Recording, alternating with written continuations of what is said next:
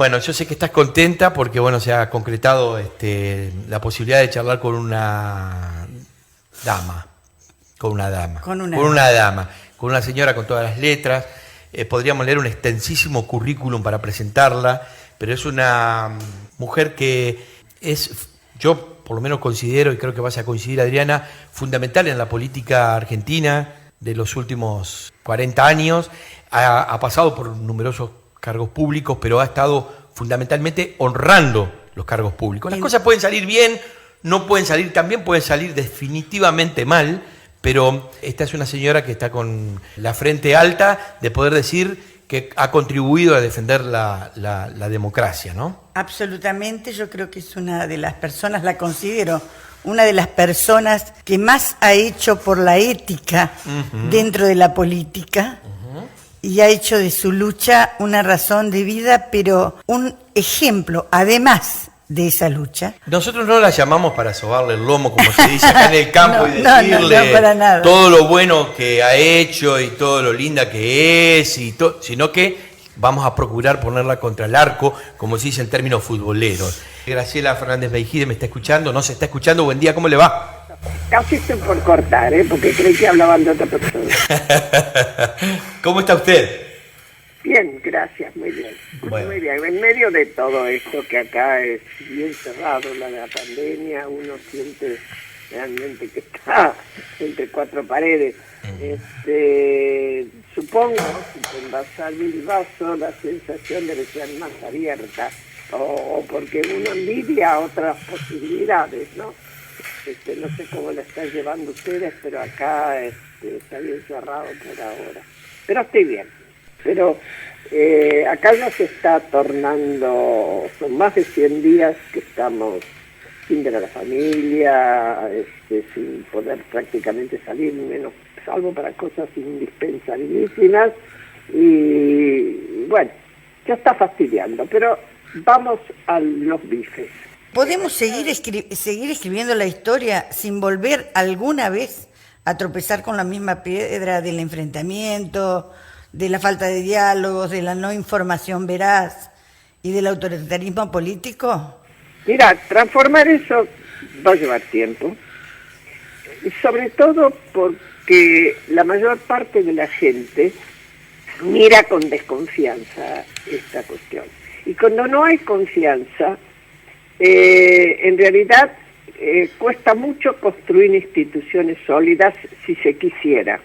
Entonces, lo primero que cualquiera que quisiera recuperar confianza debería estar demostrando que el Congreso funciona a pleno, que la justicia termina con su feria y toda entera, desde la Corte Suprema hasta el último tribunal, está funcionando como corresponde, es decir, que hay división de poderes. Esos son gestos fuertes que demostrarían a la gente que, bueno, puede empezar a tener confianza en las instituciones que de última nos defienden o nos garantizan nuestros derechos. Es decir, tener una república, en definitiva. Exactamente, yo diría una democracia republicana. Eso todavía no lo tenemos a fondo. Se nota, y se nota porque, a ver, los ciudadanos no somos tontos. Ajá. Cuando vemos que un juez duda, cuando vemos que un juez llama a declarar, o lo que es peor, detiene un montón de gente de golpe, y después viene la Cámara y dice, este juez es parcial, lo sacamos, le sacamos todo, otra vez todos afuera, decimos, a ver, ¿cuál tenía razón? Cierto, es cierto, realmente hay tres cosas de su carrera que a mí me conmueven mucho.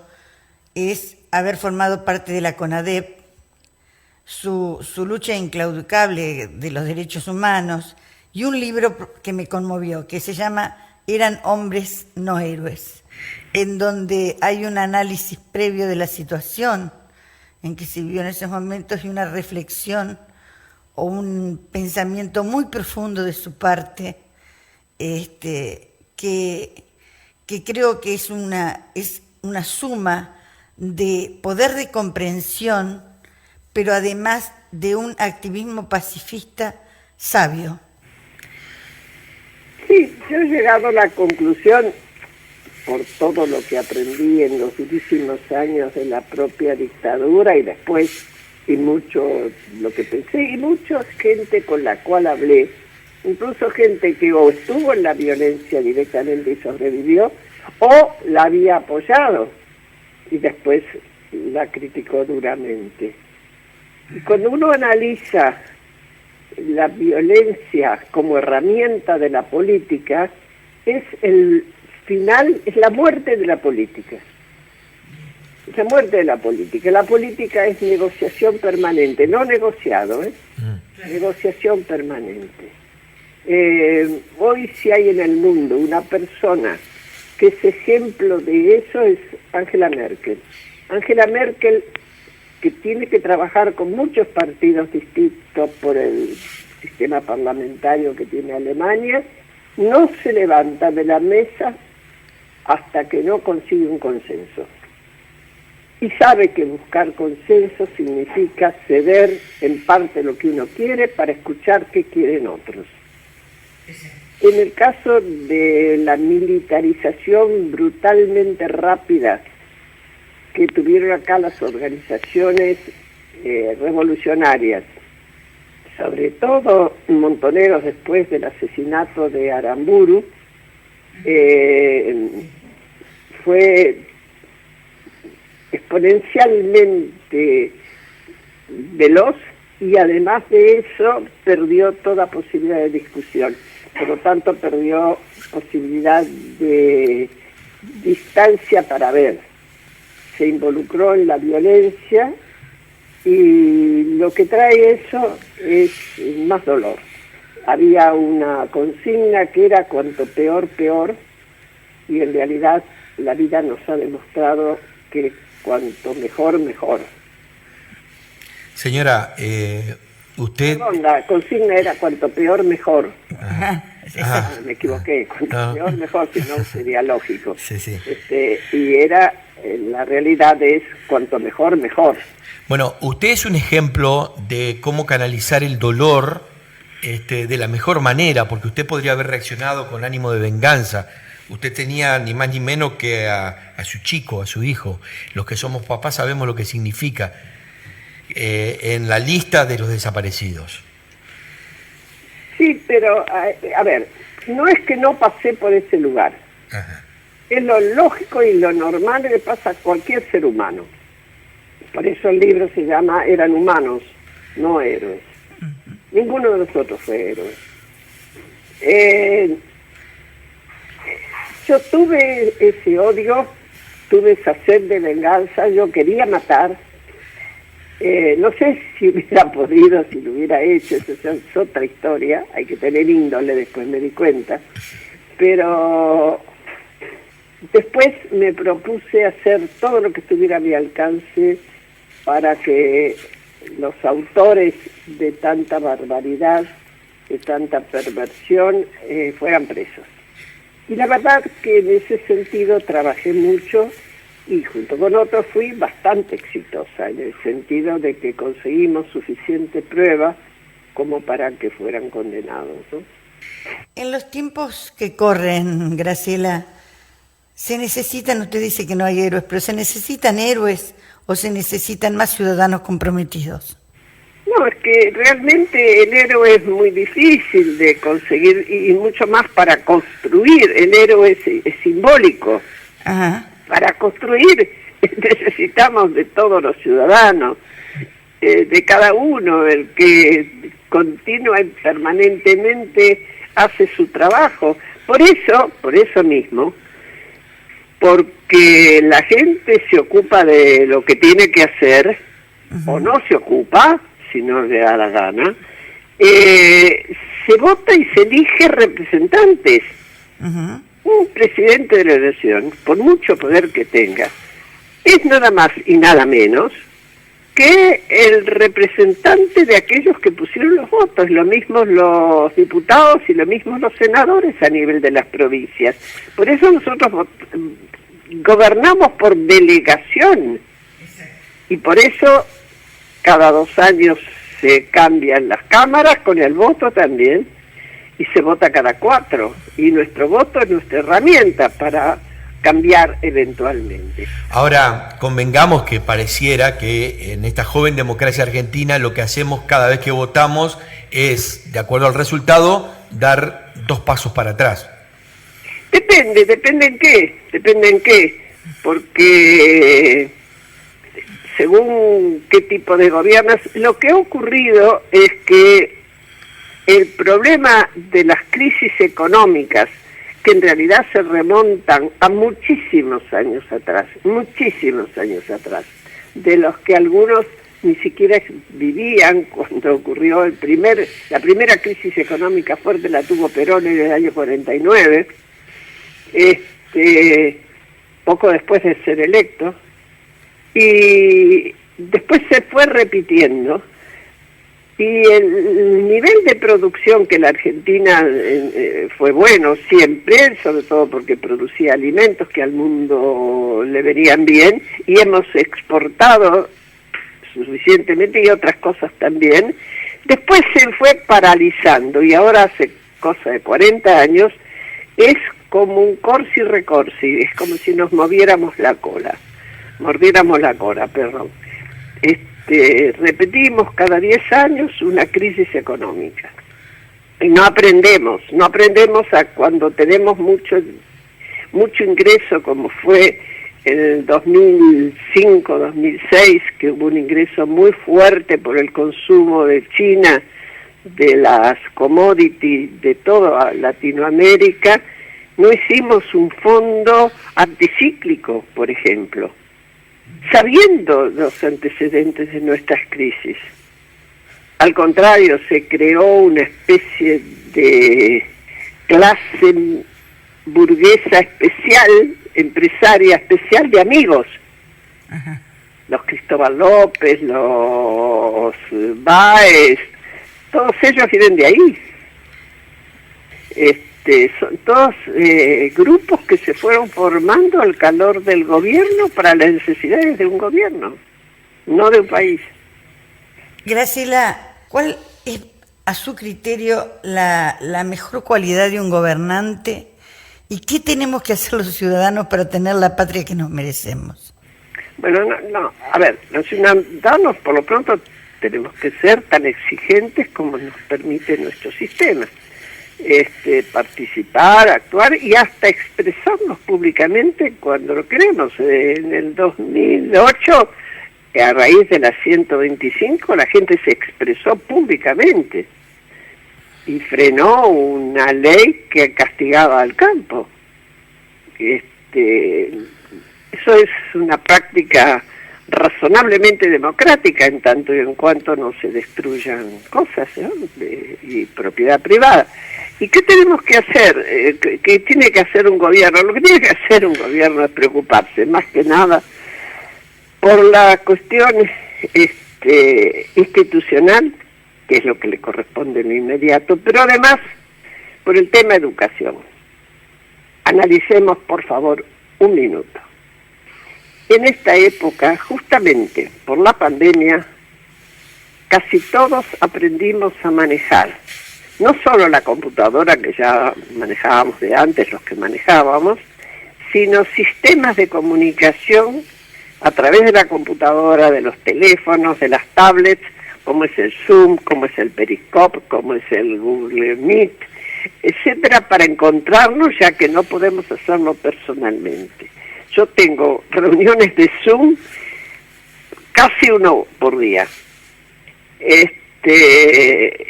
En un Zoom donde pueden intervenir desde 20 personas a 170 y pico, como en uno que interviene.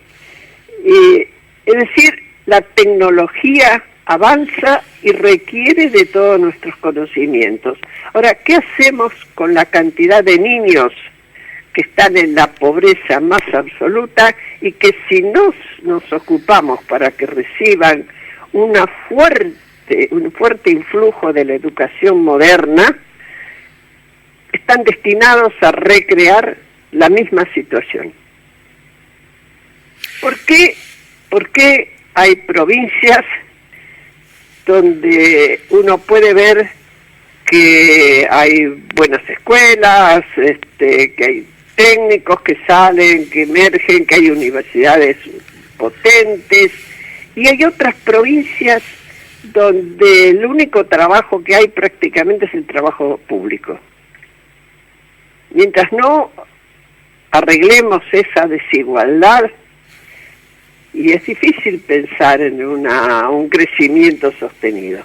Graciela, nosotros esta mañana íbamos a hacer con usted una nota vía Skype o alguna de esas tecnologías, y usted coqueta me dice, no llego al maquillaje, así que lo hacemos otro día, pero digo, parándome en eso y no con tono de reclamo, sino con, digo, ¿cómo es posible que el presidente esté rodeado de, este es un gobierno de científicos, de personas que lo asesoran en materia de salud, que no se haya dado cuenta, está a tiempo de hacerlo, ¿no? Pero digo, de que necesita una mano, y no solo de gente de su espacio, para que lo acompañe, porque el día que tenga que decir, bueno muchachos, se terminó la cuarentena, el porrazo que muchos argentinos se han dado y otros están a punto de darse con todo este tema es muy grande, y va a necesitar una suma de fuerzas, pensamientos, ideas de mucha gente. No creo que una persona pueda tener la capacidad de decir este es el camino y que no se equivoque. No, tiene razón, tiene absolutamente razón. Hay como un triángulo en este momento. Cuando uno ve cuando yo veo la situación, un lado tiene que ver con la salud pública, el otro lado tiene que ver con la economía, el otro lado tiene que ver con las instituciones. El lado de la salud pública ha sido cubierto razonablemente rápido y bien, sobre todo con el aislamiento, que bueno, es lo que se podía hacer, porque vacuna no había y bueno, y es lo que hay. Y se armó bastante bien la infraestructura para recibir a los posibles enfermos. De hecho, eso está ocurriendo y hay un equipo de científicos que trabajan ahí. Ahora, eso mismo no se recreó en el espacio de la economía, no se ha consultado más cabezas que quienes están nombrados como funcionarios, y tampoco en el espacio de las instituciones. No hay convocatoria en serio a los partidos políticos y a los distintos sectores de poder, como son los empresarios, los sindicatos, la iglesia, hasta los organismos sociales, que podrían hacer concreto ese congreso, ese consejo económico-social que el presidente había anunciado y que no se concretó, con gente que en serio pueda pensar la política y las acciones relacionadas con la política. Yo quisiera una breve reflexión sobre este hermoso lío que se ha armado con la muerte de un hombre, que esto debería ser sobre todo lo que más debe embargarnos como tristeza a los argentinos, porque se perdió una vida, ¿no? Pero lo de este muchacho, de este señor ahí, Gutiérrez, que fue secretario de Cristina Kirchner y de Néstor Kirchner, ¿qué reflexión le merece? Bueno, lo primero, lo que usted dice, dolor, y después cuando uno ve la descripción de lo que parece que fue, horror, ¿no? Porque tanto si fuera lo que intuye el juez como motivo y las cosas son como se está diciendo hasta ahora que fueron, hubo hasta tortura. Total, segura, no sé si probará esto, pero aparentemente para sacarle el dinero. Y ahí todo eso es horrible realmente. Al mismo tiempo, llegamos a un umbral donde uno dice, ¿por qué este señor tenía tanto dinero como para que lo sometieran a esta presión que obviamente no está justificada, pero lo hizo posible víctima? Y porque tenía dinero mal habido. Esta cuestión en la Argentina, desgraciadamente, así como usted dice, de repente nos aparecen las cosas nuevas, aparecen las cosas viejas. Gente que era un simple secretario de funcionarios, porque era así, tanto Néstor Kirchner era funcionario cuando era subsecretario de Santa Cruz y después lo fue Cristina cuando era diputada y senadora, etcétera, nacional, y pudo tener semejante fortuna.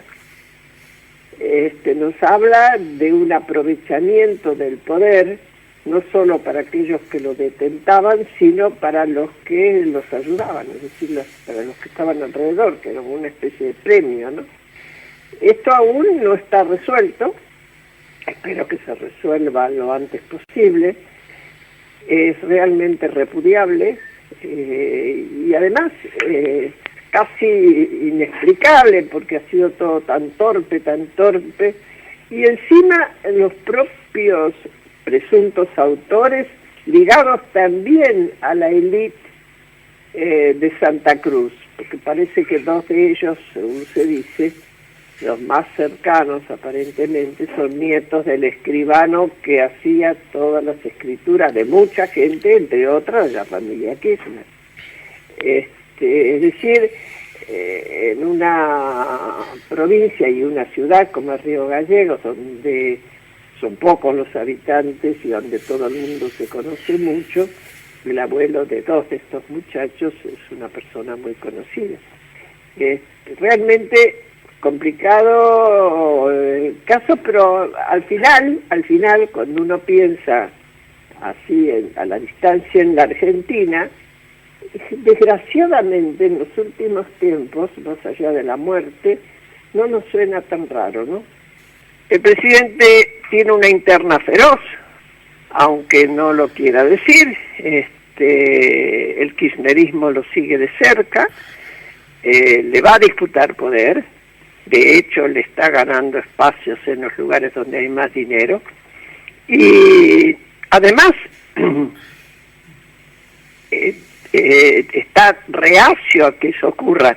Fíjense ustedes que ante una movida, a mi criterio, demasiado apresurada de un sector de Juntos por el Cambio, sospechando que la muerte de Gutiérrez pudiera tener alguna implicancia política, la reacción del gobierno ha sido decir que es una canallada, con lo cual rompen puentes unos y rompen puentes los otros, ¿no? Acá hay que ser muy claro y hay que hablarle también a la oposición en su rol y en su obligación. Acá se votó, 41% de las personas votaron por la oposición. Tienen derecho a ver que hay alguien que controla el poder, que es la oposición, y también que hace propuestas, que no corre detrás de lo que hace el gobierno. Tiene derecho y la oposición también tiene obligación.